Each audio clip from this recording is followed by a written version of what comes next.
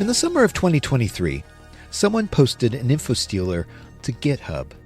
The most common form of InfoStealer gathers login information like usernames and passwords. In this case, SapphireStealer, as it's known, was open sourced. And soon after, a large group of bad actors who were interested in stealing credentials, access tokens, usernames, passwords, they began to modify the InfoStealer as they would any other code on GitHub. Malware kits aren't new. In the early 2000s, you could create your own DDoS attack, your own worms, using custom pre-built packages. They were designed to enrich the creators by having thousands of script kiddies do the work of infecting machines worldwide for them. It was the beginning of a tiered structure in which the lowest tier was the one tasked with spreading the malware. The script kiddies, who didn't understand the malware, only that they could use it, they were downloading and launching the attacks. Something similar is happening with SapphireStealer. The criminal community has modified the code so that it could be used to scrape credentials which could later be sold to another bad actor who ultimately might use it as a ransomware attack. Even then, the ransomware we see today, it started to bifurcate. There's the traditional encrypt all the data and ask for ransom, and if that doesn't work, threaten to release any exfiltrated data. Then there's the groups that only exfiltrate the data. They don't even bother to encrypt the data anymore. They move straight to the exfiltration part. And that, experts tell me, is what we're likely to see more of in 2024. This is the story of how bad actors are using smash and grab techniques to get data that they'll extort later, and how commoditized all this is today so that anyone can get into the business. I'm Robert Vamosi. This is Error Code.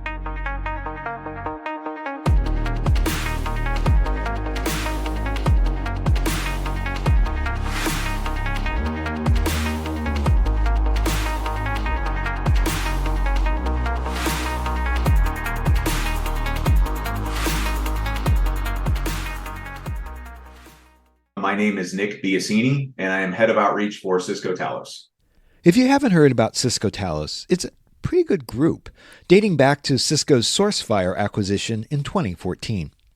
So Cisco Talos is the threat intelligence organization inside of Cisco. The easiest way to think of us is if you have a Cisco security product and it blocks something, that most likely is because of Cisco Talos. We're kind of the content engine that drives detections in our products, as well as having incident response offerings and service offerings to help customers defend themselves against adversaries. Security, it's always a moving target. What's secure today might not be secure tomorrow. And then there's the evolution within the malware community itself. For example, let's look at ransomware. I asked Nick to explain what he's seeing these days.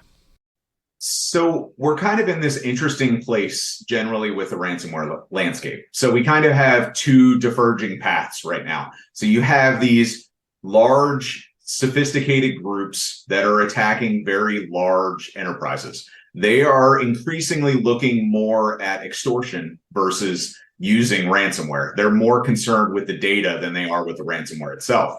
On the flip side of that, what we're starting to see more of is what I like to call kind of like actors standing on the shoulders of those that came before them. So you have all these actors that don't really have the technical capability to write ransomware themselves. But over the last, 6, 12, 18 months, we've seen a series of code leaks and various other things happening where builders have gotten leaked or ransomware code has gotten leaked. And now you have all of these smaller groups that have seemingly been able to take these things that have been leaked over the years or over the months, and they're able to modify them and launch their own campaigns. So what we're seeing now is these groups that are popping up that are targeting not these large organizations, but smaller groups like small and medium businesses primarily, not asking for big ransoms. Like in some cases, it's only a few $100s to $1,000.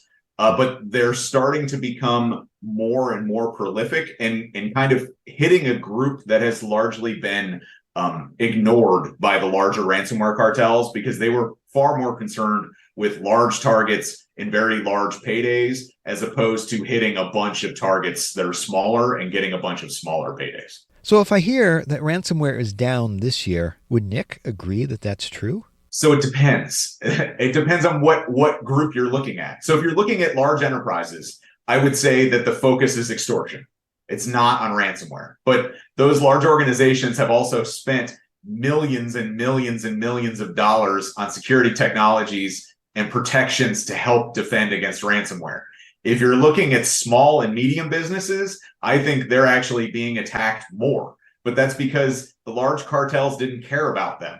They were after big paydays. These smaller groups are now going after these smaller firms, and they don't have the ability to spend hundreds of thousands or millions of dollars on technologies to protect themselves. And they're also far more likely to pay $1,000 to make a ransom go away to get their business back up and running. So high profile attacks, I would agree that ransomware is down, but I think over time, you're going to start to see more and more of these small and medium businesses getting hit. And more so, there's no reporting requirements for them, right? They don't have to tell people that they were attacked. These big organizations that are public facing have reporting requirements. These other ones do not. So it's much harder to get a quantifiable data on these small and medium businesses that are being hit because honestly, they don't have the security protections in place that everybody else does. So I want to unpack a lot of that. There was a period when ransomware would go in and it would encrypt very quickly just to shut down the network and to exact a ransom. So I'm a little surprised to hear that the trend today is on extortion and not ransomware. It seems like to copy the data off a system, there needs to be a longer period. So what we're actually seeing in the exfiltration space is a smash and grab. So what we've seen, and even in our own researching, we've seen like TA505 has built some tooling around data exfiltration. I think the tool is called Teleporter. And it basically allows them to run a single command on a box and it dumps every document of interest off of it. So it dumps every Word doc, every PowerPoint presentation, PDF, anything that could remotely be interesting is dumped off immediately. So it's literally one command done per box. They just run a command and dump everything. They, after the fact, go through what they got. So it is very much a focus on exfiltrating data quickly. The reason being, and there's a couple of paths to this. One, data exfiltration does not nearly require the level of access that is required to do large-scale ransomware distribution. So if you're going to distribute ransomware across an enterprise, you're likely going to need to be sitting on the domain controller or have domain admin access in the environment. To find and exfiltrate data, you do not need that level of access. So it is a lot less noisy and provides less avenues for detection. The second side of this is these groups in particular are hitting very large organizations. At this point, most large organizations have mechanisms in place to roll back ransomware infections. There is no rollback from data exfiltration. If the data left your network, it's gone. There's no way for you to roll back from it. So there's not a lot of added pressure that you're going to put on a victim by ransoming their data. If you've already exfiltrated their data, you've already put an undue amount of pressure on these victims. Deploying ransomware is just an annoyance to them. So from their perspective, it's like, why do I need to go to that step? So these criminal organizations, they're capable of storing data while they're extorting the target? Yes, they exfiltrate the data remotely immediately. So it's like the data's gone. As soon as they're on the box and they run that command, the data's gone. It's already off box. So they have all of this data stored remotely. That is not an issue for them. They're dumping terabytes of data at all times without much concern. Storage generally is cheap, so it's not a big deal for them. So maybe we shouldn't call this ransomware anymore. Maybe we should call it extortionware. Well, so you're still being ransomed. It's just a different type of ransom, right? They're ransoming your data in a different way. It's not that we encrypted, it's that we stole it. So we're holding it ransom, except instead of you holding it ransom in your network, we're now holding it ransom on our network, if that makes sense. So I imagine in the negotiation process that they would reveal that they're actually having some of this data. Yep, that is exactly how it goes. It's like, here's a sample of what we have. here's a couple of emails or a couple of documents or whatever the case. In some cases, they'll be like, if you want a specific file, like if they, depending on how much data they have, like if you want me to provide you a specific file, give me the file name and I'll go find it for you. Like that is the level, depending on the level of compromise that you're talking about, that is the level of detail they can provide. So I was originally pitched on this idea that we were going to talk about the rise of criminal hackers in Southeast Asia, not the Lazarus Group from North Korea. I was told we'd be talking about maybe Vietnam and some other Southeast Asian countries. Well, so you kind of have to look at it as two divergent paths. So the groups in Southeast Asia that are doing the low value things, they don't care about extortion. They're not concerned with extortion at all. They're doing pure ransomware plays at this point. We're not seeing any extortion capability out of them. And the other thing to keep in mind is just because to us, a few $100 or $1,000 is not a lot of money, does not mean that the people in these regions where they're operating, that is a significant amount of revenue. And if they're able to do that, repeatedly, they're going to have a very, very healthy income off of this activity and be able to live comfortably in these countries. So it's kind of a different, like one is very much driven on very large organized crime where they're launching large attacks and expecting huge payloads. And another one is someone who's making a living deploying ransomware effectively in small scales, but in where they live, it equates to a very large amount of money. If I heard Nick correctly, the larger organizations are moving toward the exfiltration and extortion. And these smaller groups, say in Southeast Asia or somewhere else, they're still doing the traditional ransomware. And to do that, they're using the breadcrumbs from leaked ransomware, and they're cobbling it together as opposed to, writing their own ransomware. Exactly. Writing ransomware is very hard, but taking ransomware that's already written and modifying a little bit is a much, much lower bar. And that's what we're seeing is there's a lot more actors able to clear that bar than there are that can actually write ransomware from scratch. So Vietnam, it's had some malware in the past, and I guess that shouldn't surprise me. Are there other Southeast Asian countries that Nick is seeing ransomware coming out of? So that entire region has a lot of actors in this space. This particular time, the actor was nice enough to tell us the hours that they worked. So it made it a little bit easier to try and narrow down where they were located. But yeah, that entire region, because of the nature of this activity, it opens the door to a lot more actors. So right now we see activity in Southeast Asia. Obviously, historically, we've seen a lot of activity out of Eastern Europe and Russia related to the larger ransomware cartels. It is entirely likely that you're going to continue to see various geographical regions pop up because it is far more accessible than it used to be. And you've seen it in other areas and other aspects of crimeware over the years. But as the capabilities get broader and broader accessibility, we start seeing a lot more groups. Like take phishing. Phishing used to be a much more difficult area to get into. Now there's a million phishing kits out there. There's greatness. There's all these other things. So you see a huge amount of actors operating in that space now. And what about Latin America and all of that? What about Africa? Not specifically around the ransomware space. A lot of the activity we've seen out of Africa has been more on like email account abuse or business email compromise. Like that's been really the bread and butter coming out of that region. But that's not to say that those groups don't exist. It's just I haven't seen them make a lot of noise yet.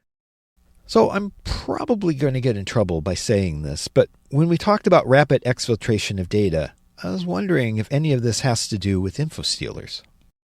So infostealers are a slightly different animal. They do commonly exfiltrate data, but it is much more a single infection removal. So the way to kind of look at it is an infostealer gets installed on a box and the data is exfiltrated off of that box. The difference with the ransomware and extortion cartels is there's an actor actively doing work. So they're moving around and hitting a whole bunch of systems. They're going to go and access every system that they can and work to try and dump as much data as possible. An infostealer is much more focused on the system it was installed on because it's done in an automated manner as opposed to like an actor on keyboard. So when we talk about infostealers, we're mostly talking about credentials. Is that correct? Yes, but the infostealers now have started to branch out more and more. So it started with primarily credentials. Now they've added in, they're always looking for session cookies because that's a good way to bypass MFA. They've started exfiltrating data off of the image, off of the system, including things like images. Like it can grab PDFs, Word documents, Excel spreadsheets, images, and take all that stuff off the box. It also, speaking of the crypto mining stuff, a lot of them have specific interest in crypto mining. So they're doing things like looking for crypto mining wallets or things that they can steal to eventually gather the coins that are in these wallets. So they're going to steal not just your credentials, they're going to steal your files, they're going to steal your session cookies, they're going after your cryptocurrency wallets. They're going to take as much data as they can. And interestingly, one of the most common ways that we see ransomware and extortion cartels gaining access is through credentials compromised via info stealers. So info stealers and phishing are great initial starting points for where these groups can buy access. So it's easy. If they already have credentials, it's easy to say, I'm just going to pay you, a little bit of money to get access, or I'll give you a cut of what the original or what the final ransom will be if you give me these credentials to let me do my harm. A lot of these attacks that Nick is talking about, well, they're using an MSI builder called Advanced Installer, right? We see adversaries do this a lot. So Trojanized installers are a great way to get people to install things, and then hosting those Trojanized installers in a variety of places. We've seen it in malvertising where it shows up in things like web searches. We've seen it show up on like illegal file sharing sites. We've seen it show up in like Discord channels and various other places for people to download. So they have a variety of mechanisms to try and deliver this, but it's very appealing, especially when you have, software that costs thousands of dollars, and then you have someone saying, hey, here's a free version to download. A lot of people are going to be like, well, I'll check out the free version. What's the worst that could happen? Not realizing that they're installing something malicious on their computer.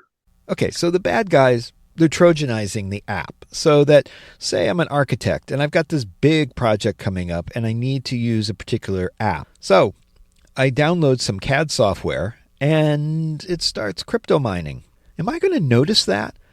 I mean, isn't there going to be a performance decrease with all of that? It really depends on the sophistication of the actor. So one of the things that we've seen is things like making sure that the screensaver is active, or making sure that you cap the capabilities during certain hours. So like, I'm only going to mine at night because I know that you're likely to work during the day and you're less likely to work at night. So it largely depends on the sophistication of the actor. Some actors do not care. Like they're just going to throw whatever they have at it as quick and as much as you possibly can. Other actors are a little bit more careful. In this particular case, we don't have a lot of visibility into how careful that they were being, but you're right. In a normal case, if a user installs this, now the caveat is if you're installing a new piece of CAD software, are you sure it's the CAD software that's doing it or the mining that's doing it? That is almost the genius in doing this, is you're already downloading something that's going to heavily impact your GPU. So are you sure it's not just the new application that you downloaded, or is it the crypto miner in the background that's doing the bad things? Okay, crypto mining is interesting. You need a lot of compute resources in order to mine a coin. So for crypto mining to target verticals, that makes sense to me. For example, say you want to go after architecture or engineering firms. Why? Because they'll have a lot of GPU capabilities. And I can see where it makes sense that maybe they would be attacked first. Yes, it's very much using a target of opportunity. So what we saw in this case was they actually went so far as to like Trojanize installers for popular programs. So it would effectively look like you're just taking advantage of someone, say, doing a Google search for a particular application and not really vetting where it's coming from and just like clicking links and downloading stuff.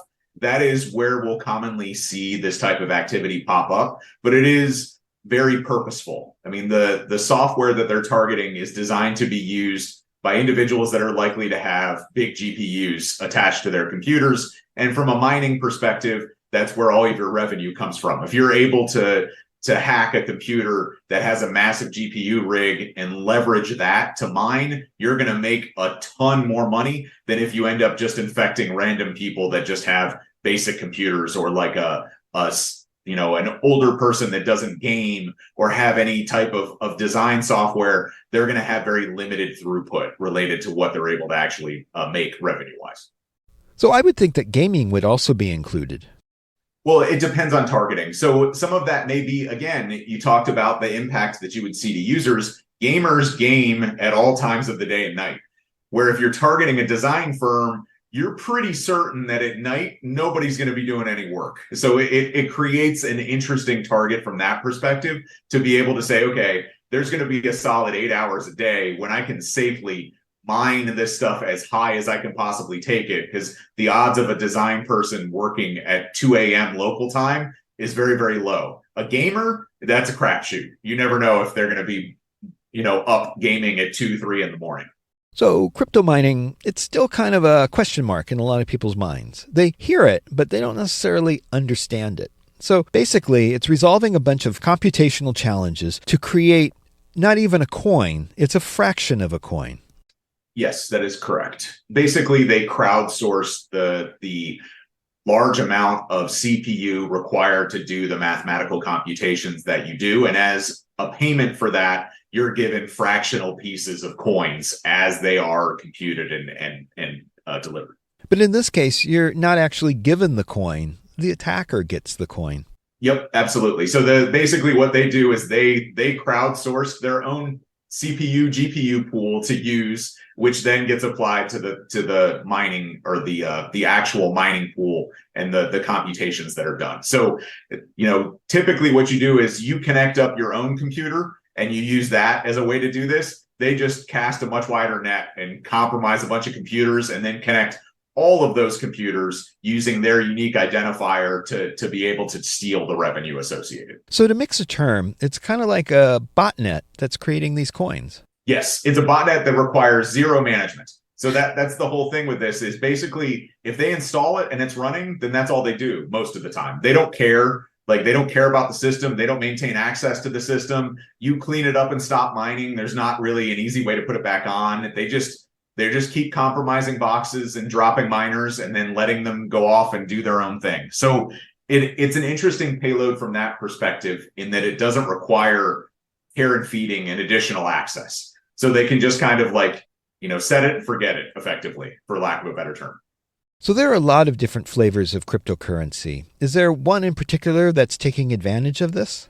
So we see a wide variety of coins used. One of the things that we'll commonly see is Monero, but that's largely because of the security protections that are in place. And it's one of the coins that's specifically built to use CPUs instead of GPUs. In this case, we didn't see Monero because this is designed to leverage GPUs. Monero is one of the ones that's specifically designed for CPUs, but there's so many out there right now. It's hard to keep track of which ones are currently being mined the most. Okay, that's interesting to me. Monero, which is using common CPUs rather than gaming GPUs, that's one of the more secure coins out there.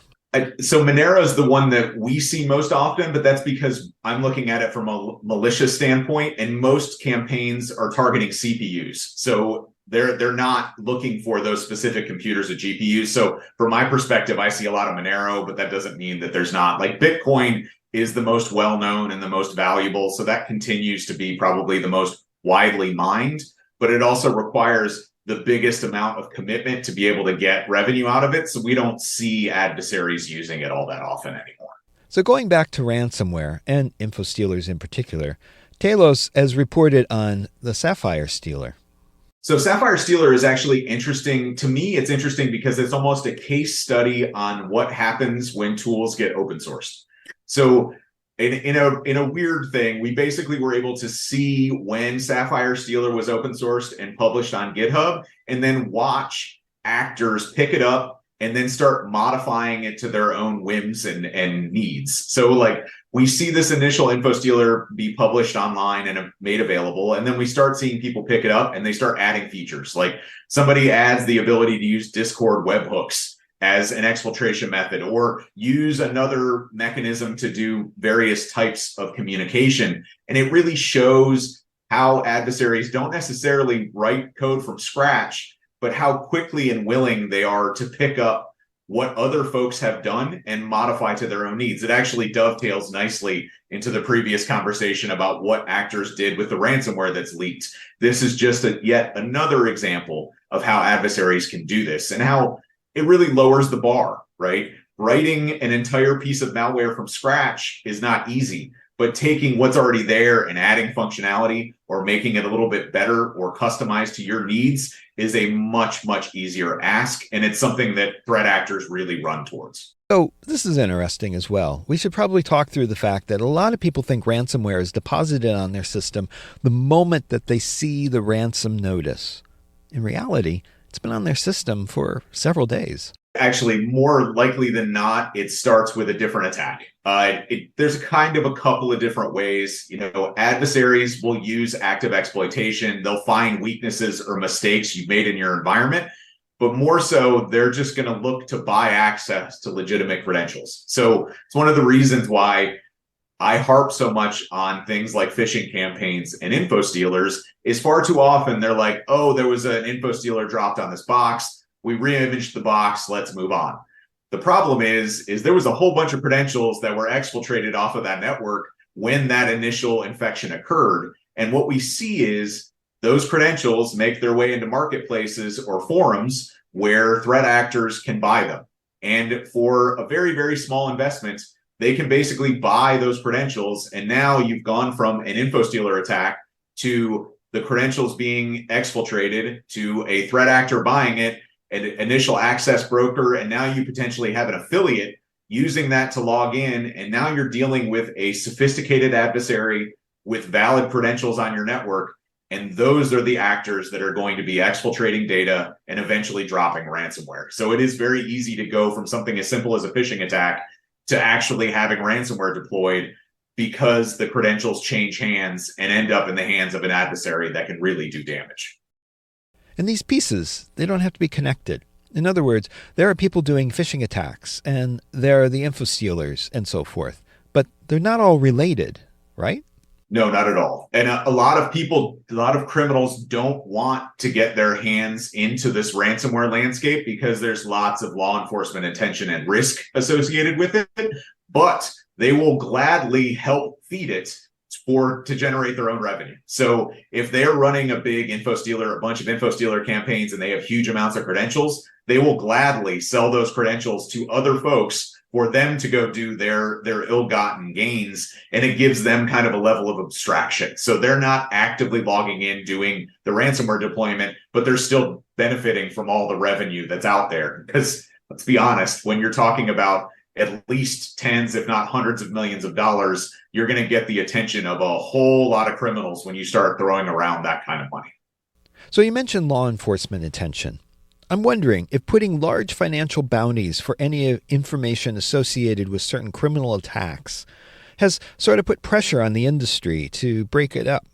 Not particularly. So it's kind of a weird landscape because most of the actors in the landscape don't at all expose their actual identity, but they very heavily rely on their monikers and their kind of reputation in these environments. So they're typically very good about protecting their behind the scenes identity, but they need to maintain those same presences, the same names, the same handles, because that's where a lot of your clout comes from, right? How respected you are in a community has to deal with who you are, what your reputation is, and what you've done. So it doesn't really motivate them by exposing information. Like I haven't seen a huge amount of movement behind the scenes. Obviously, if someone's name gets exposed publicly, they will tend to get very nervous. But in a lot of these organizations and a lot of these individuals, it's not like they have to worry about someone bashing in their door. Right? They're kind of operating in a space where, man, it sucks that I can't go travel to these countries, but I'm not really at that much of a risk of actually being arrested, if that makes sense. I'm just thinking about high profile arrests, say of REvil or the fact that Conti blew up. And now we have smaller players out there in the field. There's definitely a fracturing going on. Again, the bigger issue is these very large groups attract the attention of law enforcement. It's not so much about like the individuals. It's that realizing if you're attached to this big brand, and you start compromising all these victims, a bunch of law enforcement is going to come after you. So there's not a huge amount of value in trying to maintain this big brand. And on top of this, behind the scenes, the affiliates are the ones that drive the TTPs. The TTPs are tactics, techniques, and procedures that we see in an attack. MITRE ATT&CK is one framework which attempts to identify all the tactics, techniques, and procedures that we have seen so far and map them to particular threat actors, even to particular industries, so that security teams can look for these signs of impending attack. Now, what Nick is saying is that these TTPs are for hire, and not necessarily associated with one APT or another. It's not the ransomware at the end, and the affiliates move all over the place. So just because they're working for one cartel doesn't mean another cartel isn't going to come in and offer them a better percentage. So it's hard because the actors behind the scenes move all over the place. So if you have TTPs associated with our evil, all of a sudden they show up over here on Blockbuster, and all of a sudden they show up over here in Conti, and then they show up in this other ransomware. And it's because the affiliate who actually possesses the TTPs is the one that's moving between all these different cartels. So that must make it hard. I mean, we all talk about identifying APTs and giving names to groups and such, but if they're all shifting around, then they're all going to be different, right?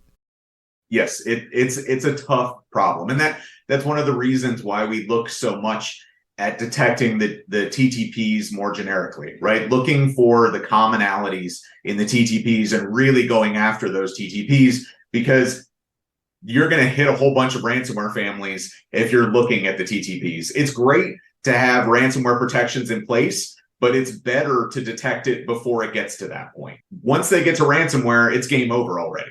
You want to detect it before they get domain admin. You want to detect it as they're moving around the network, as they're exfiltrating data, not when they're just deploying ransomware and then you're already hosed at that point. One group out of North Korea is Lazarus, and they've stolen hundreds of millions of Bitcoin over the years. We recently published some stuff on Lazarus as well. That's another key call out. It's kind of interesting. We're seeing more usage of kind of tooling collapse and more reliance on open source technologies, which is something that we've seen more broadly across the landscape as well, where at least when we're talking initial access, sophisticated groups are using more generic tooling. They're in an effort to try and blend in with the noise. Everybody's kind of starting to use the same tooling when it comes to initial access. Once you move beyond that, the sophistication and the capabilities differ drastically, but we really are starting to see more and more collapse around the ways initial access works on the value of credentials is increasingly important. It's not just the ransomware groups that are trying to buy access into networks. There's a lot of credential gathering going on from state-sponsored groups as well. It is far better to log in with legitimate creds than to try and exploit a box remotely. I'm wondering if Nick has ever seen anybody try to emulate the Lazarus Group or any other more famous APT, using their TTPs to suggest that it's a state-sponsored attack, when in reality, it's just a bunch of criminals. I haven't seen that particular example. If you go back a few years, there was like a Olympic Destroyer where there was a whole bunch of false flags that made it look like 3 or 4 different groups. We have definitely seen that type of behavior where it's like, I'm going to throw TTPs in there that don't make sense because I'm trying to kind of cloud that attribution. But that's the reason why they're using those same open source tooling and things now, is it's like, wait a minute, this is used by these 5 criminal organizations and these 7 state-sponsored groups. So how do I know who's operating? I won't until it gets further down into the infection. So I asked Nick if he had any parting thoughts on where the threat landscape might be going in a few years. There's a couple of things that are concerning to me, like the stuff that's going on with mercenary or commercial spyware is very concerning because we're starting to see more and more deep level access to devices. And we published some research a while ago on some driver abuse, and there's been more and more attention on drivers and certificate abuse. Those are 2 very big problems that the industry is going to have to deal with at some point or another. Those are the things that are very concerning to me. But there's also this constant drum of the crimeware landscape and these ransomware and extortion cartels having continued success in generating very, very large sums of money. there doesn't seem to be a shift underway to limit that in the future, which is also pretty concerning. I'd like to thank Nick for coming on the show and talking about divergent paths with ransomware and the emphasis today on exfiltration in particular. I'd also like to thank him for talking about the SapphireStealer and InfoStealers in general. Hey, if you're enjoying Error Code, tell a friend. I'm sure there are other people out there who like narrative information security podcasts. And I'd really like to hear from you. DM me at robertvamosi@infosec.exchange on Mastodon and tell me what you like and even what you don't. Hey, I've got some great episodes coming up, including using EDRs to attack enterprises, breaking the GitHub pipeline, and more on IoT and OT, of course. Subscribe today. I don't want you to miss out.